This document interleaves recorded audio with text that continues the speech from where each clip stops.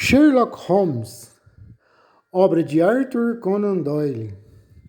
Em 1878, formei-me em medicina pela Universidade de Londres e fui para Netley a fim de fazer o curso indicado para os cirurgiões do Exército. Quando terminei os meus estudos ali, fui designado cirurgião assistente do 5º Regimento de Fuzileiros de Nottingham. Nessa época, o regimento estava acantonado na Índia e, antes que eu pudesse juntar-me a ele, explodiu a Segunda Guerra Afegã. Ao desembarcar em Bombaim, fui informado de que a minha unidade já avançara pelos desfiladeiros, internando-se profundamente em território inimigo.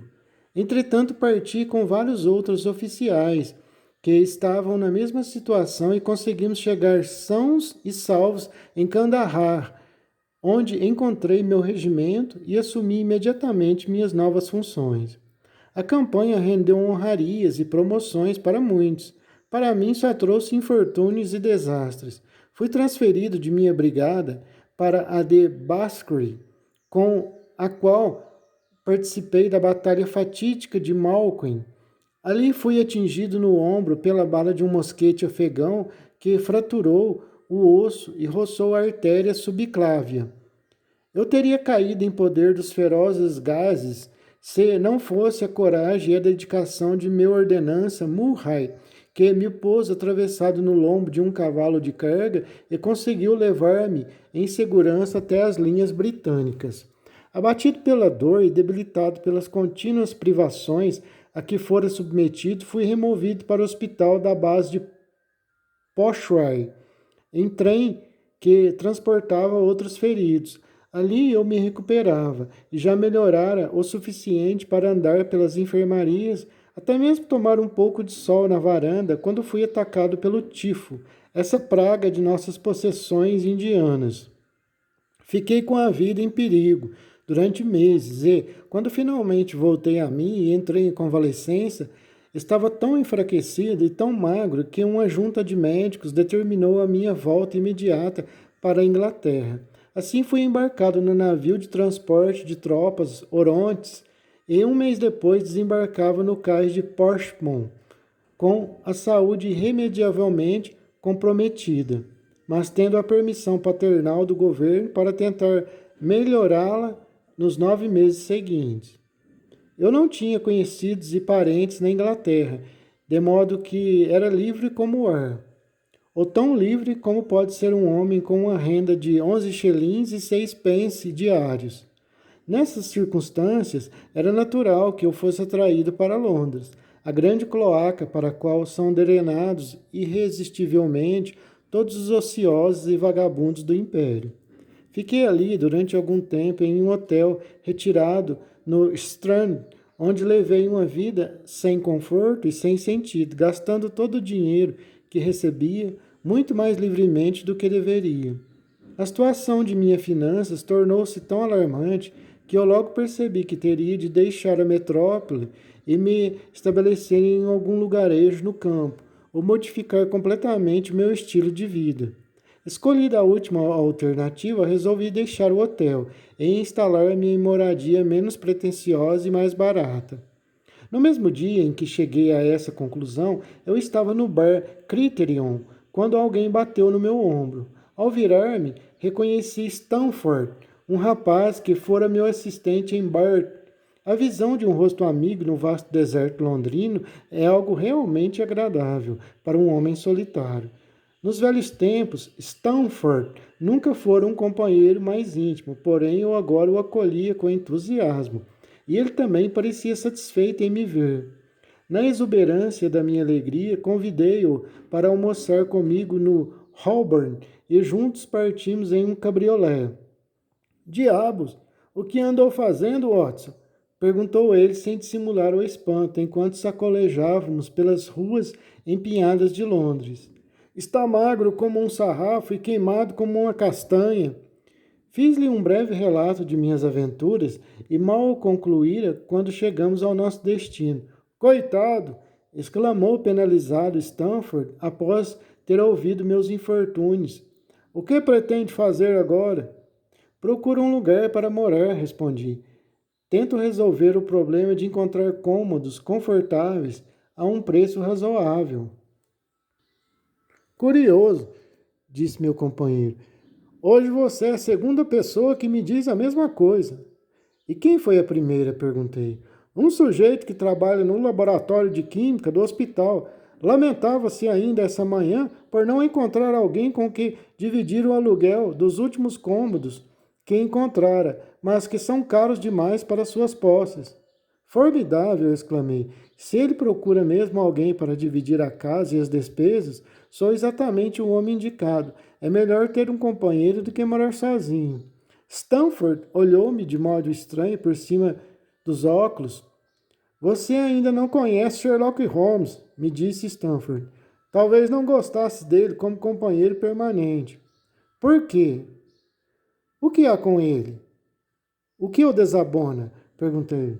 Bem, eu não disse que há alguma coisa de errado com ele. Ele tem ideias um tanto estranhas. É apaixonado por alguns ramos da ciência. Pelo que sei, é uma pessoa bastante correta, mas. Mas o quê? É estudante de medicina? Perguntei. Não, não. E não tenho a mínima ideia a respeito do que ele pretende fazer. Parece entender muito de anatomia, além de ser um químico de primeira. No entanto, que eu saiba, nunca fez nenhum curso regular de medicina. Seus estudos são um tanto desregrados, excêntricos, mas com esse sistema irregular ele acumulou uma quantidade de conhecimentos que deixaria seus professores surpresos. Nunca lhe perguntou o que pretende fazer no futuro? Indaguei. Não, não, ele é desses que não se abrem em confidências, embora possa ser bastante comunicativo quando é dominado pela imaginação. Eu gostaria de conhecê-lo, disse. Se vão morar com alguém, preferiria um homem que aprecie os estudos e tenha hábitos tranquilos. Ainda não me sinto bastante forte para suportar muito barulho ou agitação. Já tive o suficiente de ambos, inclusive no Afeganistão, o suficiente para o resto da vida, na verdade. Como poderei entrar em contato com esse seu amigo? Ele deve estar no laboratório, respondeu meu companheiro. Às vezes ele evita o lugar durante semanas, ou então trabalha lá de manhã até à noite. Se quiser, iremos ao seu encontro depois do almoço. É uma boa ideia, respondi, e nossa conversa passou para outros assuntos. Quando estávamos a caminho do hospital, depois que saímos do Holborn, Stanford forneceu-me maiores detalhes sobre o cavalheiro que eu me propunha aceitar como companheiro de moradia. Não me responsabilize, se por acaso você não se der bem com Sherlock Holmes, avisou-me Stanford. Não sei nada a seu respeito, além do que fiquei sabendo quando o encontrava ocasionalmente no laboratório. Este arranjo foi ideia sua, portanto não me culpo de nada depois. Se não nos dermos bem, Stanford, será fácil separarmos, respondi. Está me parecendo, amigo, acrescentei, olhando com firmeza para meu interlocutor, que você tem algum outro motivo para lavar as mãos em relação a esse assunto. O temperamento desse homem é tão terrível assim, ou existe algum segredo a mais? Por favor, fale-me sem receio. Ah, é difícil exprimir o inexprimível, respondeu Stanford, rindo. Holmes talvez seja científico demais para o meu gosto, chega a beirar a insensibilidade. É muito estranho. Faz experiências malucas, parece ter paixão pelo conhecimento definido e exato. Não vejo nada demais nisso, respondi. Concordo, desde que tudo fique dentro de certos limites. Evidentemente, a situação assume uma forma bizarra quando ele chega ao cúmulo de dar pauladas em cadáveres na sala de dissecação. Dar pauladas em cadáveres? Perguntei um tanto assustado. Exatamente, a fim de verificar quanto tempo depois da morte o corpo pode apresentar escoriações. Eu ouvi fazendo isso, com meus próprios olhos. E ainda insiste em dizer que ele não é estudante de medicina? Não é. Só Deus sabe qual a finalidade de seus estudos. Bem, aqui estamos e você precisa formar sua própria opinião sobre ele. Enquanto Stormford falava, dobramos para uma arruela e entramos por uma pequena porta lateral que dava para uma ala do grande hospital. O terreno agora me era familiar e não precisei ser guiado quando subimos a fria escadaria de pedra e seguimos pelo corredor comprido, de paredes caiadas e com várias portas castanho escuro. Quando no final uma passagem de arcada baixa levava ao laboratório de química. Era uma sala ampla com paredes cheias de prateleiras entulhadas de incontáveis frascos. Havia mesas baixas e largas espalhadas por ali, juncadas de retortas, tubos de ensaios e pequenos bicos de Bunsen, com suas chamas azuis oscilantes. Na sala só vi um estudante curvado sobre uma mesa afastada, absorvido no seu trabalho. Ao ouvir nossos passos, ele olhou em volta e ergueu-se com uma exclamação satisfeita. Descobri, descobri! Ele gritou para meu acompanhante, correndo para nós com um tubo de ensaio na mão. Descobri um reagente que é precipitado pela hemoglobina e por nada mais. Se ele tivesse descoberto uma mina cheia de ouro, seu rosto não demonstraria uma alegria tão grande. Dr. Watson, Sherlock Holmes, apresentou Stanford. Como vai?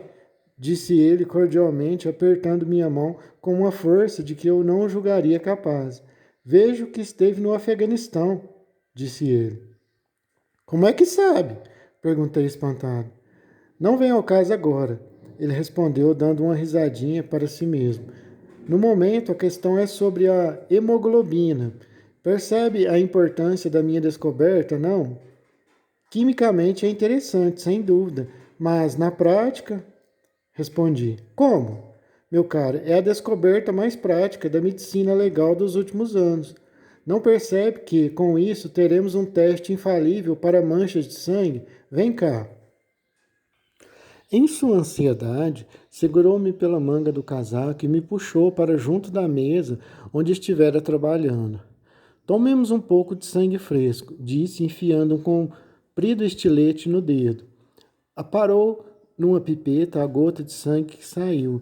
Agora adiciono esta pequena quantidade de sangue a 1 litro de água. Perceberá que a minha mistura tem a aparência de água pura, pois a proporção do sangue não pode ser maior que 1 para 1 milhão. Entretanto, não tenho dúvida de que obteremos a reação característica. Enquanto falava, ele jogou alguns cristais brancos dentro do recipiente, acrescentando em seguida algumas gotas de um fluido transparente.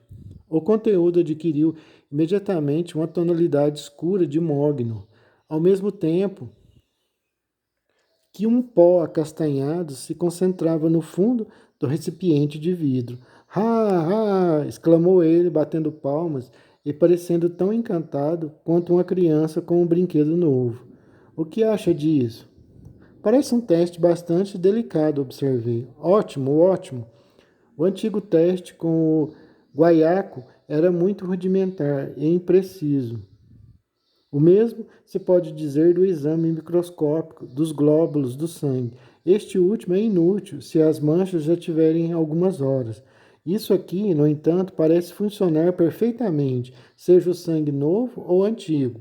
Se esse teste já tivesse sido inventado, centenas de homens que agora andam por aí em liberdade, tranquilos e calmos, estariam pagando por seus crimes há muito tempo. É mesmo, murmurei. Casos e mais casos criminais esbarram seguidamente nesse ponto. Um homem se torna suspeito de um crime, talvez até meses depois que ele foi cometido. Suas roupas de baixo ou as calças são examinadas e revelam manchas pardacentas. Serão manchas de sangue, lama, ferrugem, frutas, de quê? Esta é uma questão que tem confundido muitos especialistas. E por quê? Porque não havia um exame de laboratório confiável, mas agora temos a reação Sherlock Holmes, de modo que não haverá mais dificuldades daqui por diante. Ele disse isso enquanto seus olhos cintilavam. Ele falava a esmo e, levando a mão ao peito, fez uma mesura, como se agradecesse a alguma multidão gerada por sua imaginação. Aceite os meus parabéns, falei bastante surpreso com o seu entusiasmo. Houve o caso de von Bischoff em Frankfurt no ano passado. Se esse teste já estivesse, ele certamente teria sido enforcado. Houve também o caso de Manson em Bradford, o do famigerado Miller, o de Leveffre, em Montpellier, e o de Sanson, em Nova Orleans. Enfim, eu poderia enumerar uma série de casos em que esse teste teria sido decisivo. Você parece um calendário ambulante de crimes, disse Stanford rindo para Sherlock Holmes. Poderia lançar um jornal nessa linha. O título seria Noticiário Policial do Passado. Sem dúvida, seria também uma leitura muito interessante, observou Sherlock Holmes, colocando um pequeno emplastro no local da espadadela em seu dedo. Preciso ser cauteloso, continuou virando-se para mim com um sorriso, porque estou sempre lidando com venenos. Estendeu as mãos enquanto falava e reparei que estavam salpicadas de emplastros semelhantes, além de descoradas pela ação de ácidos fortes. Viemos aqui tratar de negócios, disse Stanford, acomodando-se em uma banqueta alta de 3 pernas, empurrando outra com o pé na minha direção. Este meu amigo aqui anda à procura de moradia, e como você se queixava de não encontrar ninguém para dividir as despesas, achei que seria interessante pô-los em contato. Sherlock Holmes pareceu encantado com a ideia de dividirmos acomodações. Estou de olho em um apartamento na Back Street, anunciou, que seria perfeito para nós. Espero que o cheiro de tabaco forte não o incomode. Costumo fumar tabaco de marinheiro, respondi. Muito bem, em geral, tenho produtos químicos em casa e de vez em quando costumo fazer experiências. Isso o incomodaria? De modo algum, respondi. Vejamos quais são os meus outros defeitos. Volta e meia fico irritadiço e de boca fechada dias inteiros. Não vá pensar que estou zangado quando me comporto dessa maneira. Basta deixar-me em paz, tranquilo, e logo tudo voltará ao normal. E você, o que tem para confessar? É muito melhor que 2 sujeitos fiquem conhecendo seus piores defeitos antes que comecem a morar juntos. Achei graça naquele interrogatório. Tenho um filhote de bulldog, falei, e faço objeção a qualquer tipo de barulho porque estou com os nervos abalados. Além disso, costumo levantar-me em horas impróprias e sou terrivelmente preguiçoso. Ainda tenho outros defeitos quando estou bem de saúde, mas no momento estes são os principais. Incluí o som do violino em sua categoria de barulhos. Inclui o som do violino em sua categoria de barulhos? Perguntou Sherlock Holmes. Depende do executante, respondi. Um violino bem tocado é um presente para os deuses, mas quando acontece o contrário... Oh, então está tudo bem, exclamou Holmes com uma risada satisfeita. Acho que podemos considerar o assunto resolvido, isto é, ficar satisfeito com os aposentos. Quando iremos vê-los? Venha encontrar-me amanhã, ao meio-dia, e iremos juntos para resolver tudo, respondeu ele. Certo, ao meio-dia, em ponto, falei, apertando-lhe as mãos. Certo, ao meio-dia em ponto, venho ao seu encontro, falei, apertando-lhe a mão. Deixamos que ele voltasse ao seu trabalho com seus produtos químicos e juntos, eu e Stanford, seguimos para o meu hotel. Por falar nisso, soltei de repente, parando e virando-me para meu companheiro. Como diabo ele soube que vim do Afeganistão? Meu companheiro esboçou um sorriso enigmático. Esta é justamente a pequena peculiaridade de Sherlock Holmes, disse ele. Muita gente gostaria de saber como ele consegue descobrir tais coisas. Oh, então é um mistério, exclamei, esfregando as mãos. Isso é muito estimulante, sou-lhe grato por ter feito contato. Como sabe, o homem é o estudo adequado da humanidade. Pois então, estude-o, disse Stanford ao despedir-se. Imagino que Holmes seja um problema intrincado. Aposto como ele descobrirá mais coisas a seu respeito do que você conseguirá descobrir a respeito dele. Até breve, Watson. Até breve, respondi e entrei em meu hotel, sentindo um profundo interesse por meu novo conhecido. Encontramo-nos no dia seguinte, conforme o combinado, e inspecionamos os aposentos da Baker Street 221B, sobre os quais havíamos falado na véspera. Eram 2 dormitórios confortáveis e uma sala de estar espaçosa e arejada, mobiliada com jovialidade e iluminada por 2 amplas janelas. O conjunto era atraente em todos os aspectos, e o preço tão módico, ser dividido entre nós, que acertamos tudo ali mesmo e tomamos posse de nossos domínios. Na mesma tarde, retirei meus pertences do hotel e Sherlock Holmes chegou na manhã seguinte com várias caixas e maletas. Durante 1 ou 2 dias ficamos em franca atividade, tirando nossas coisas das malas e arrumando-as da melhor maneira possível. Feito isso, aos poucos começamos a nos adaptar ao nosso novo ambiente. A convivência com Holmes não foi nem um pouco difícil. Ele tinha maneiras tranquilas e hábitos regulares. Era raro vê-lo de pé após as 10 horas da noite, e quando eu me levantava de manhã, ele invariavelmente já tomara o breakfast e saíra. Às vezes passava o dia no laboratório de química, outras vezes nas salas de dissecação, e de vez em quando fazia longas caminhadas que pareciam conduzi-los às zonas mais baixas da cidade. Nada parecia superá-lo em energia quando era dominado por um acesso de atividade. Mas volta e meia era cometido por uma reação e permanecia dias a fio no sofá da sala de estar, mal proferindo uma única palavra ou movendo um músculo, da manhã à noite. Nessas ocasiões, eu percebia nos olhos dele uma expressão tão vaga e sonhadora que eu poderia ter suspeitado que ele tinha algum problema assim, digamos, psicológico. Se a temperatura e a lisura de sua vida não proibissem uma ideia desse tipo. Era um homem são, em todos os sentidos, perfeito, de saúde corporal, da saúde física e da mente. À medida que as semanas se passavam, meu interesse por ele e a curiosidade a respeito de seus objetivos na vida aumentavam e aprofundaram-se aos poucos. Ele próprio e sua aparência chamavam a atenção do observador mais atento. Tinha mais de 1,80 m de altura, mas a magreza excessiva fazia com que parecesse ainda mais alto.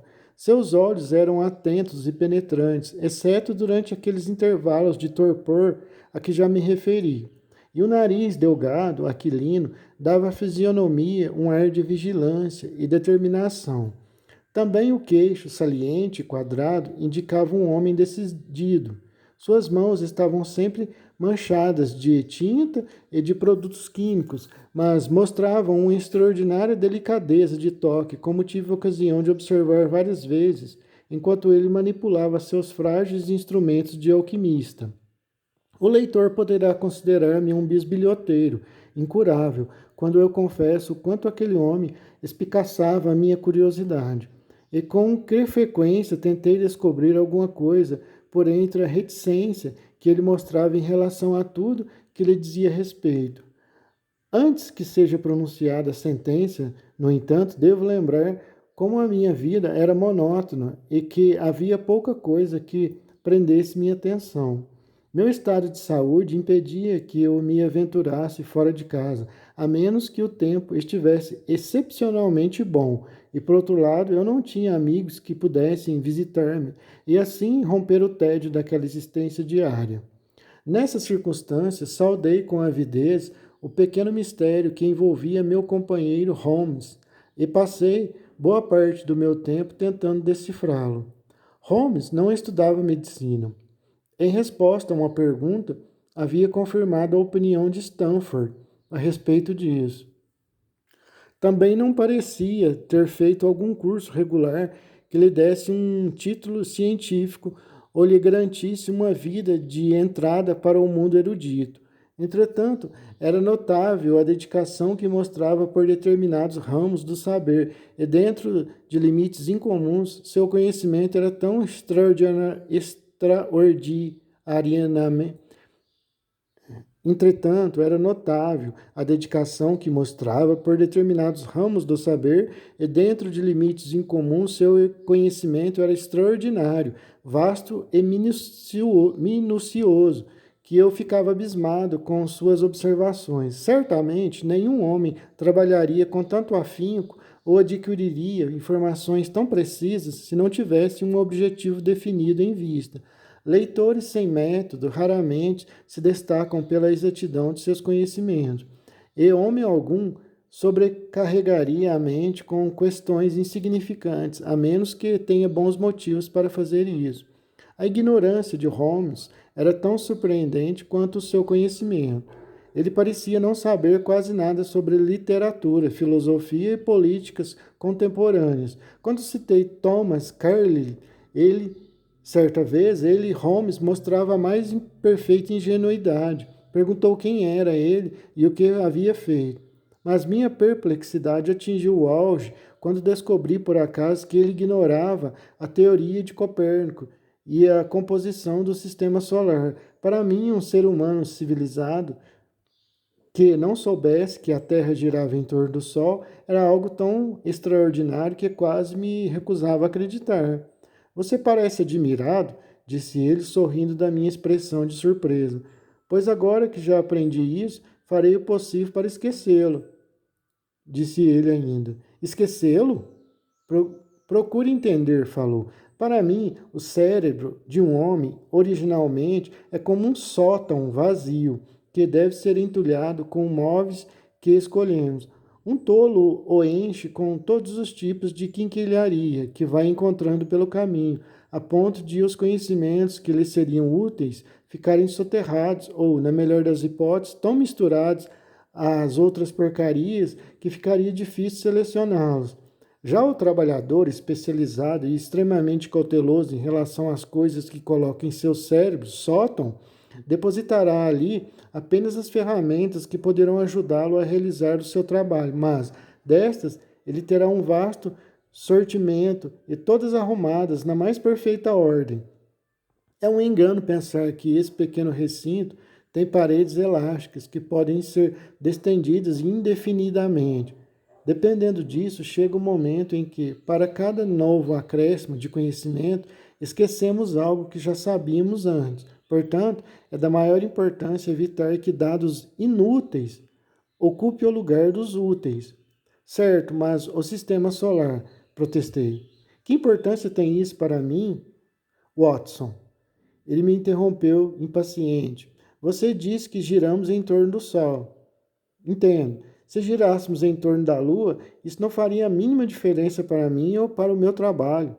Estive a ponto de perguntar-lhe que trabalho era esse, mas alguma coisa no seu jeito indicava que a curiosidade não teria boa acolhida. Mesmo assim, meditei sobre o nosso curto diálogo, esforcei-me para tirar disso alguma conclusão.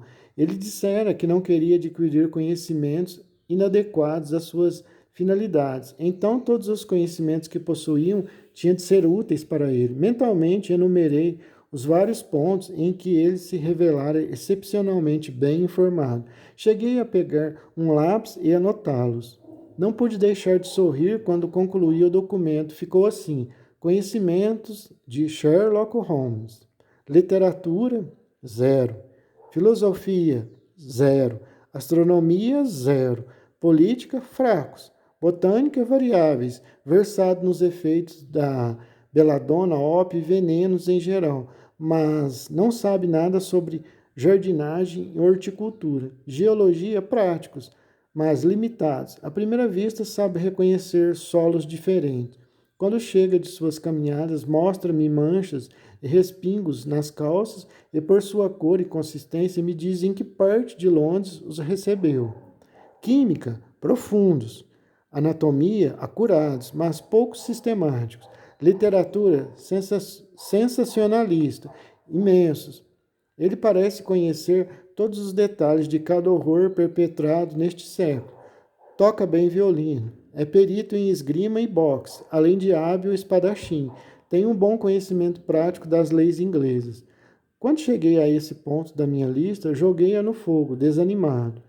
Se eu só posso descobrir o objetivo desse homem, conjugando todas essas habilidades e encontrando uma profissão que as utilize, disse para mim mesmo, é melhor desistir já da tentativa. Vejo que me referi acima aos seus dotes de violinista. Sem dúvida, eram notáveis, mas tão excêntricos quanto todas as suas outras habilidades. Eu sabia perfeitamente que Holmes era capaz de executar peças difíceis, porque, a meu pedido, tocara alguns Lieder de Mendelssohn e outras músicas de minha preferência. Quando entregue a si mesmo, no entanto, ele raramente interpretava qualquer música ou tentava alguma área identificável. À tardinha, recostada em sua poltrona, fechava os olhos e passava descuidadamente o arco pelas cordas do violino em seus joelhos. Algumas vezes, os acordes eram sonoros e melancólicos, outras fantásticos e alegres.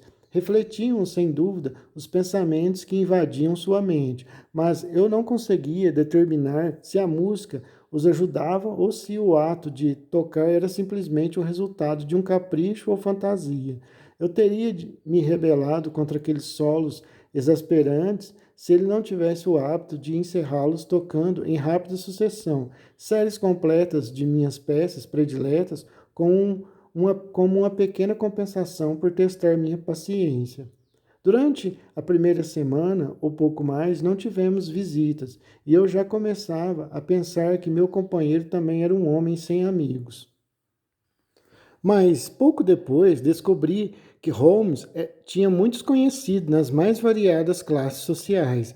Havia um homenzinho pálido, com cara de rato e olhos escuros, que me foi apresentado como Sr. Lestrade e que apareceu 3 ou 4 vezes na mesma semana. Certa manhã foi a vez de uma jovem elegantemente vestida que se demorou por meia hora ou mais.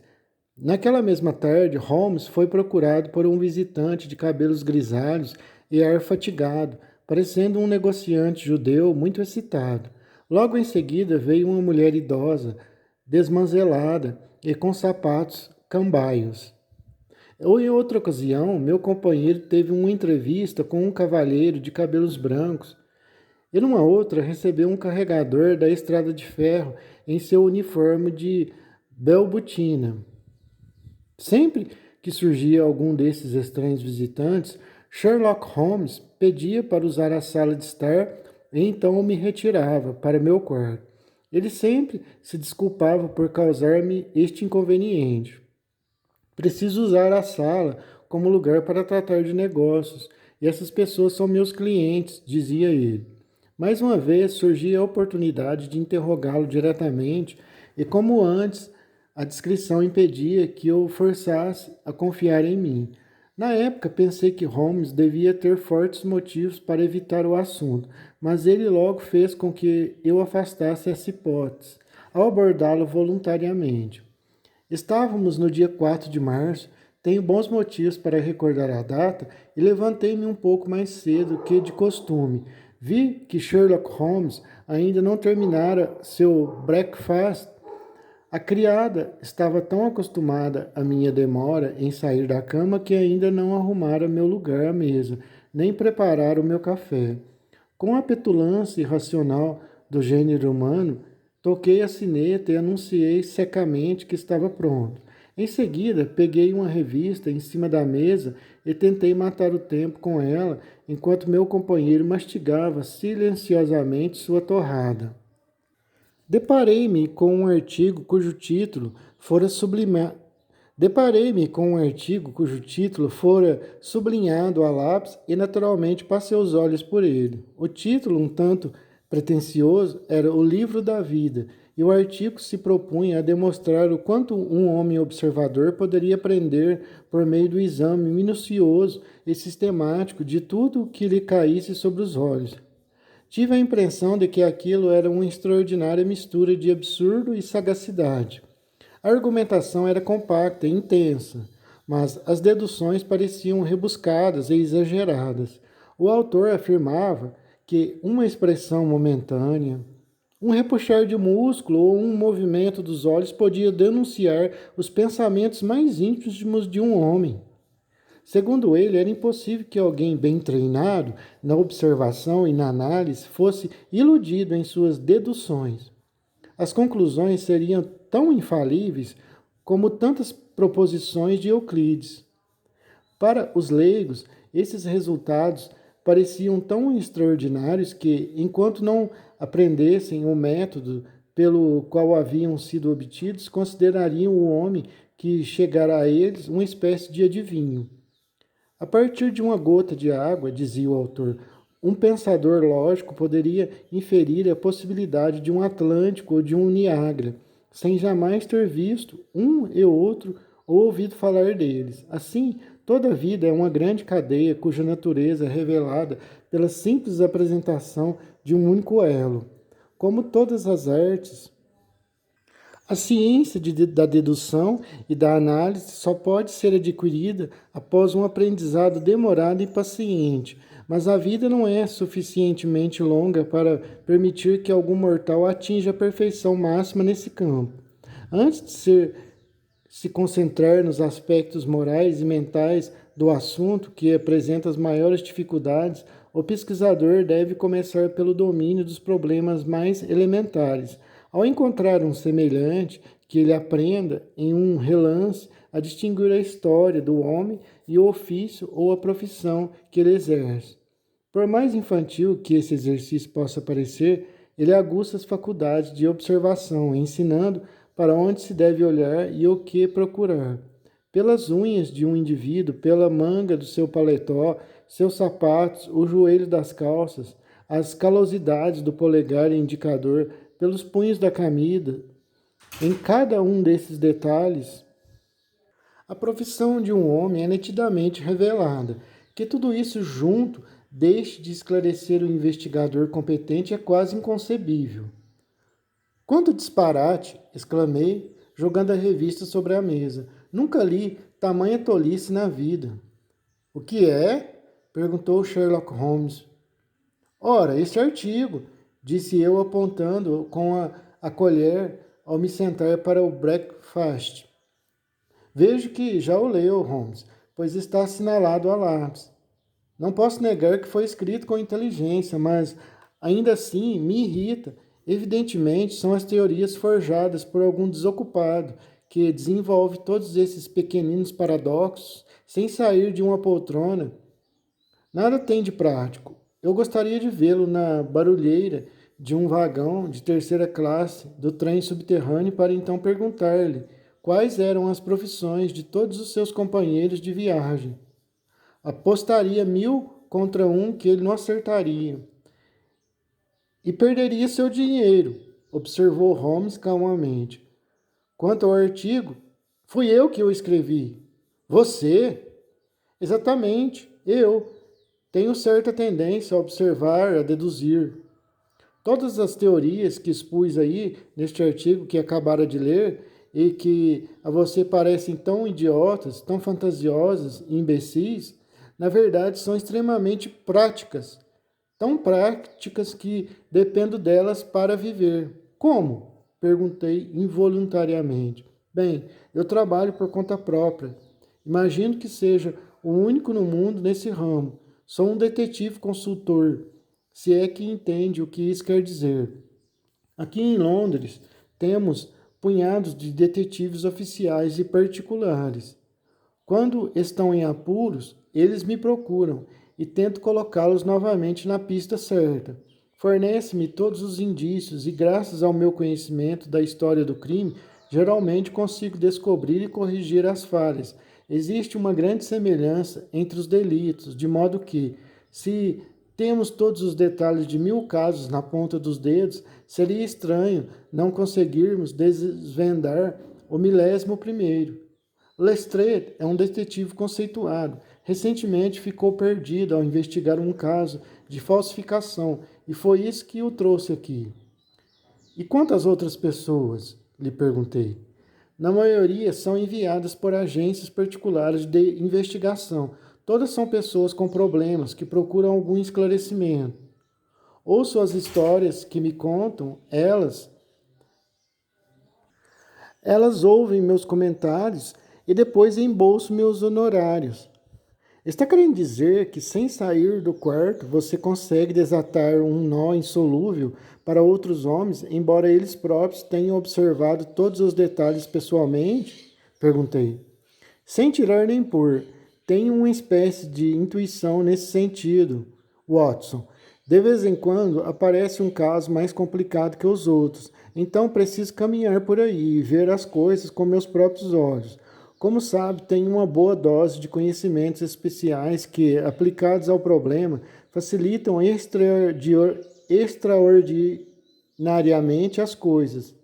Aquelas regras de dedução no artigo que provocou o seu desdém são inestimáveis no meu trabalho prático. Observação é a minha segunda natureza. Você pareceu surpreso quando eu lhe disse, no nosso primeiro encontro, que retornando ao, estava retor... Você pareceu surpreso quando eu lhe disse, no nosso primeiro encontro, que estava retornando do Afeganistão. Alguém lhe contou isso, Holmes? Sem dúvida, eu lhe disse. Absolutamente. Eu sabia que você vinha do Afeganistão devido a um hábito antigo. O encadeamento de pensamentos passou pela minha mente com tamanha rapidez que cheguei à conclusão sem ter consciência das etapas intermediárias. Mas essas etapas existiram. O meu raciocínio foi o seguinte: aqui temos um cavalheiro com aparência de médico, mas também com modos de militar. Portanto, sem sombra de dúvida, um médico do exército. Acabou de chegar dos trópicos, pois tem o rosto queimado e essa não é a cor natural de sua pele, já que os pulsos são claros.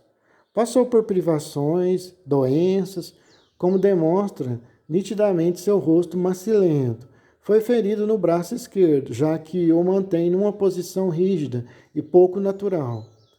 Em que lugar dos trópicos um médico inglês do exército enfrentaria tantas agruras e seria ferido no braço? No Afeganistão, evidentemente. Toda essa fieira de pensamentos não levou mais de meio segundo para passar pelo meu cérebro. Então, comentei que você viera do Afeganistão e percebi que ficou espantado. Holmes, tudo parece muito simples da maneira como você explica. Respondi sorrindo. Você me lembra o Dupin, de Edgar Allan Poe. Nunca pensei que esse tipo de gente existisse na vida real.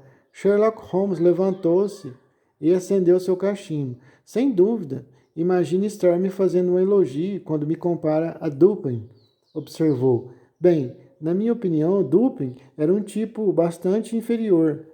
Aquele seu truque de interromper os pensamentos do amigo com um comentário oportuno, após um silêncio de 15 minutos, além de espalhafatoso, é superficial. Não duvido que ele tivesse um certo dom analítico, mas não era de modo algum o fenômeno que Poe parecia imaginar. Já leu as obras de Gaboriau? Perguntei. Lecoq responde à ideia que você faz de um detetive. Sherlock Holmes fungou com ironia. Lecoq era um grande trapalhão, disse ele irritado. Sua energia era sua única qualidade. Esse livro me deixou francamente enojado. A questão consistia em identificar um prisioneiro desconhecido. Eu teria feito isso em 24 horas, enquanto Lecoq levou uns 6 meses. Um livro assim poderia ser um manual para os detetives aprenderem o que devem evitar. Fiquei bastante indignado ao ver menosprezados 2 personagens que eu tanto admirava. Fui até a janela e fiquei olhando a rua movimentada. Este sujeito pode ser muito esperto, pensei, mas certamente é bastante presunçoso, convencido e arrogante. Hoje em dia não há mais crimes, nem criminosos, disse ele em tom de lamento. De que adianta a inteligência em nossa profissão?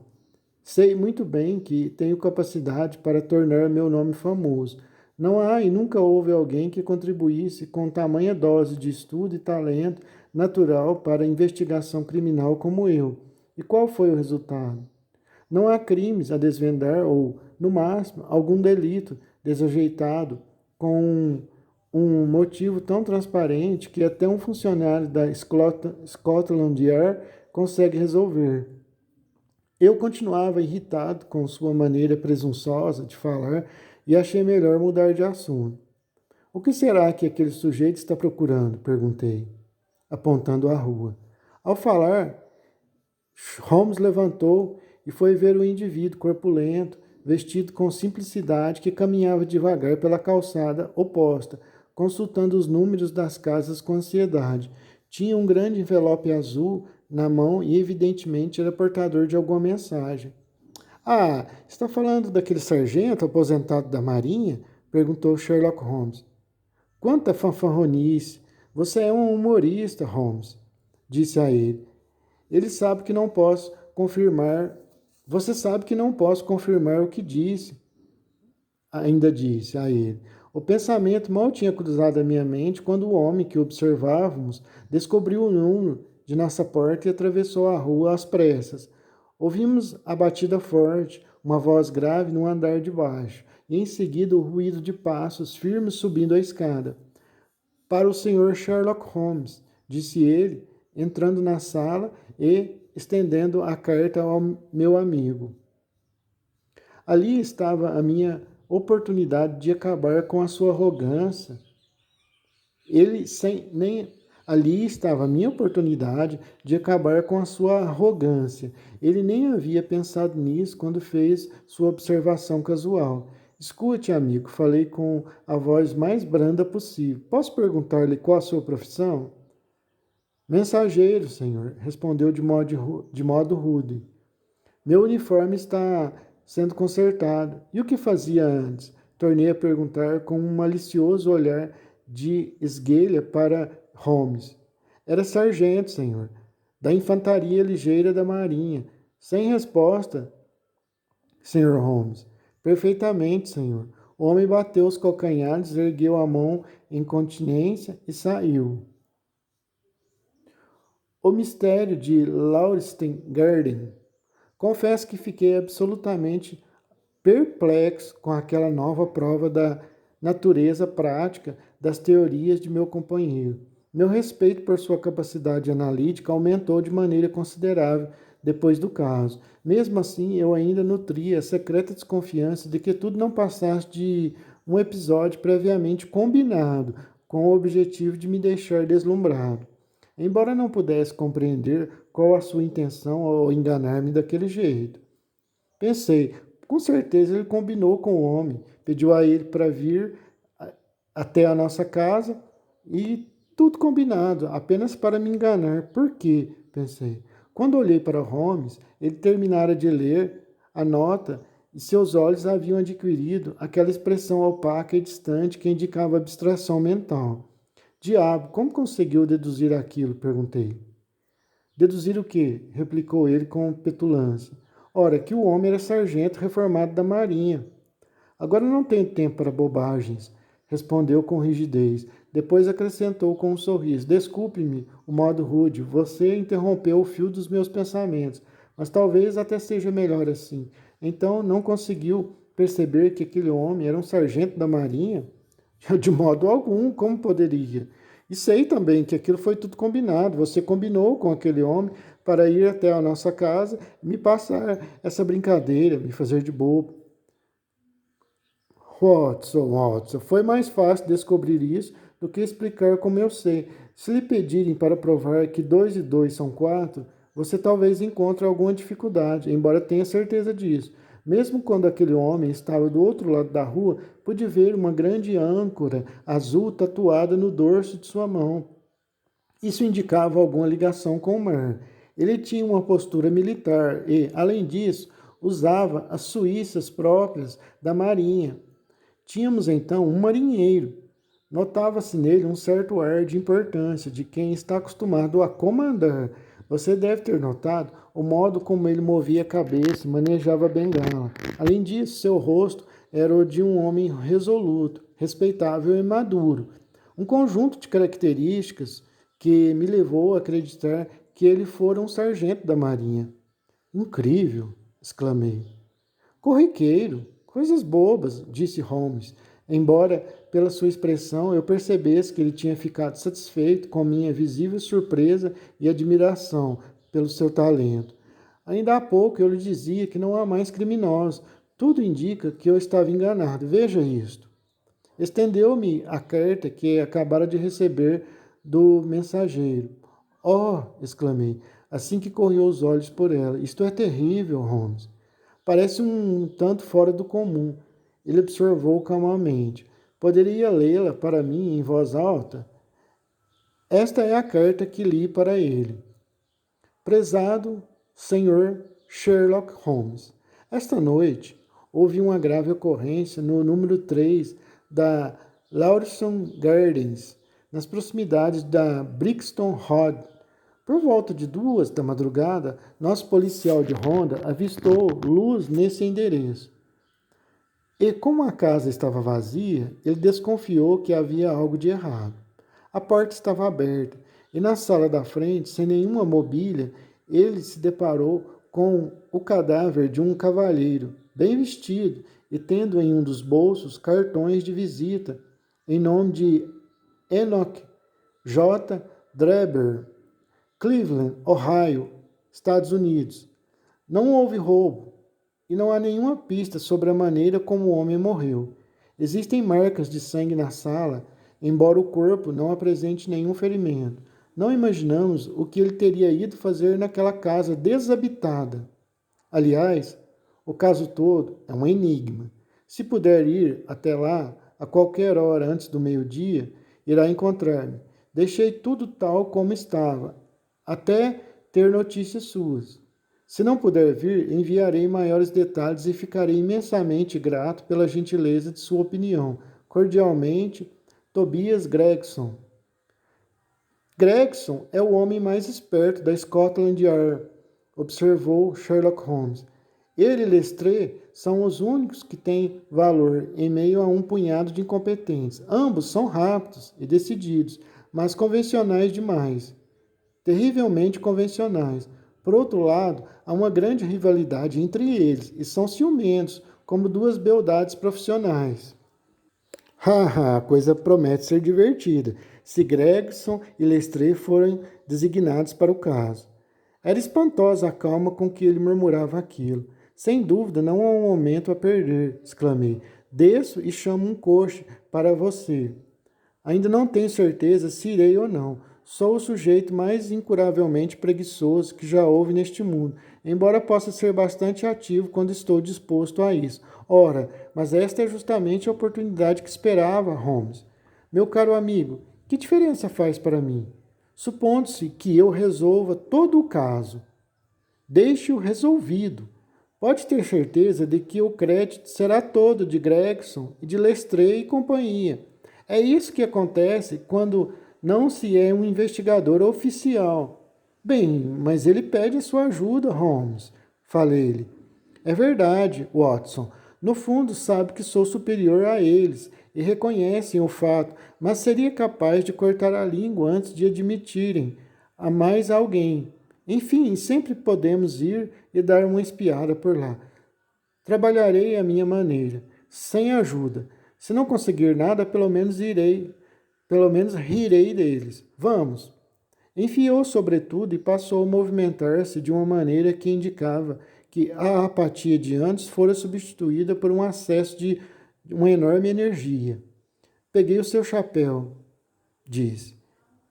Quer que eu vá também? Perguntei. Sim, Watson, caso não tenha nada melhor a fazer, claro. Um minuto depois, estávamos em um cabriolé rodando a toda velocidade para Brixton Road. Fazia uma manhã nublada e nevoenta. Um véu acastanhado pairava acima dos telhados, parecendo o reflexo das ruas lamacentas.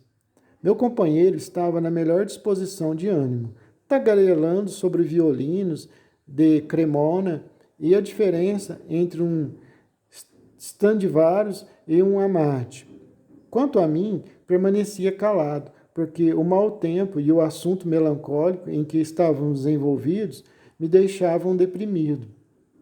Você não me parece nada preocupado com o caso que tem pela frente, falei por fim, interrompendo a explanação musical de Holmes.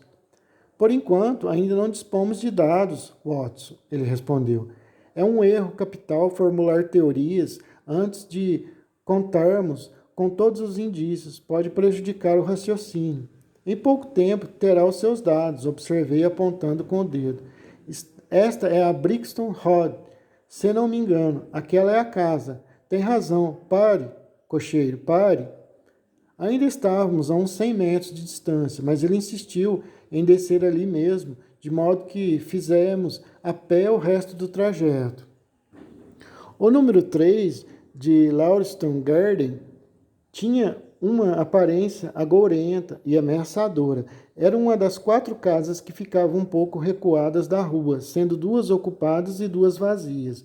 A última espiava para fora através de 3 filas de janelas, tristes e abandonadas, com uma aparência vaga e opaca, a não ser pelos cartazes de aluga-se que surgiam aqui e ali como cataratas sobre as vidraças encardidas.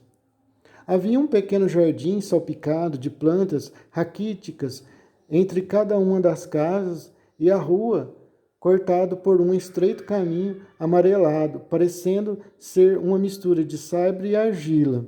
Tudo ali estava lamacento por causa da chuva que caíra durante a noite. O jardim era circundado por uma parede de tijolos com mais ou menos 1 metro de altura, encimada por grades de madeira.